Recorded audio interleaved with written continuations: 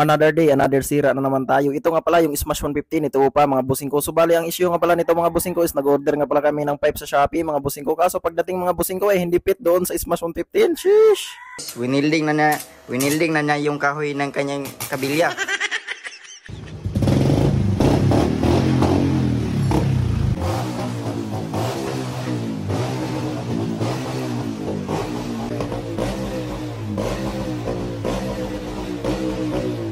Kaya yun mga boss, yun mga sir, so another day, another vlog na naman tayo. So for today's video mga bossing ko is baklasin na nga pala natin tong pipe ng Smash ni bossing mga bossing ko. So syempre ako lang din yung nagkabit nito mga bossing ko, kaso may singaw talaga mga bossing ko dahil hindi talaga fit yung elbow doon sa head ng Smash 115. Kaya matik mga bossing ko, wala na talaga tayong ibang hinihintay mga bossing ko, kundi ito ay sisirain na naman natin to.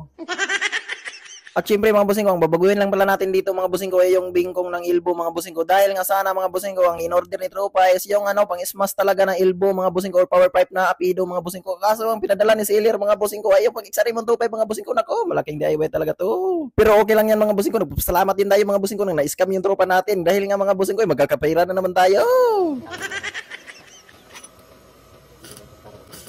Iya sa ditong side mga bossing ko parang nararamdaman ko talaga yung kuyaw-kuyaw sa aking kamay ba dahil nga pasmado yung ating kamay mga bossing ko, kaya yan yung inispatan natin napakahiwi talaga yung agi ba. Kaya ang dahilan mga bossing ko, nabutas yung welding natin mga bossing ko dahil sobrang kurog yung kamay natin, pero don't worry mga bossing ko, pangsuldahin na natin yan. Kaya yun, after natin na welding mga bossing ko, ito na yung kinalabasan. O diba, pogi na, napawelding pa ako, nakabayad pa si Tropa. Gago! No need na to guys. Tinatapon na yung At sa ditong banda na nga pala mga bossing ko, dahil excited na nga yung Tropa natin mga bossing ko na marinig niya talaga yung napagagandang sound check nito. Ay siyempre, kakabit na nga natin to. Yung problema, sobrang higpit kaya kailangan natin itong basahin para mapasok lang talaga tong kanister na to. At kahit paano ko binasa mga bossing ko para dumanlog lang talaga at mapasok doon sa elbow, pero hindi pa rin sapat mga boss. Kaya niligwatan ko muna mga boss para bumanganga talaga yung butas ng kanister natin mga boss. Pero parang hindi pa rin sapat. Nako, ano talaga yung dahilan dito? Kaya ginandiran ko na talaga mga boss yung dulo talaga ng elbow mga bossing ko para matalinis talaga siya ba. O yun pumasok talaga ba, pero sobrang gahi yan.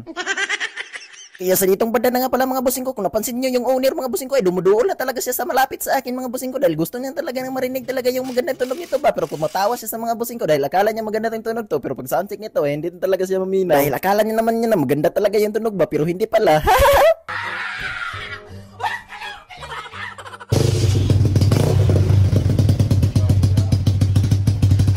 Kaya syempre, pinasoundcheck lang natin mga bossing ko para malamian talaga yung owner ba, naminaw siya sa magandang tunog. Kaya ulitin natin mga bossing ko. Gago!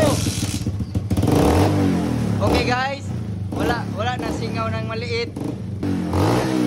Kaya ang sabi ni Tropa, bumbabit daw muna. Di syempre,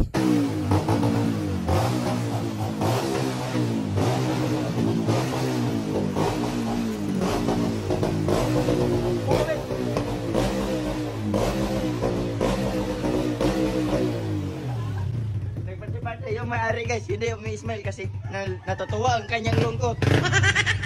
Ang ari, natutuwa ang lungkot. yun na nga mga bossing ko, pinatungan na nga ng owner mga bossing ko dahil gigil na talaga siya ba.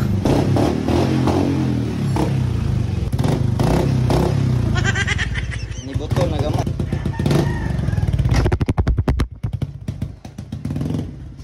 At dahil nga tapos na nga natin sinira yung motor ni Tropa ay hindi na talaga natin siya patatagalin pa, uwiin na talaga natin siya ba.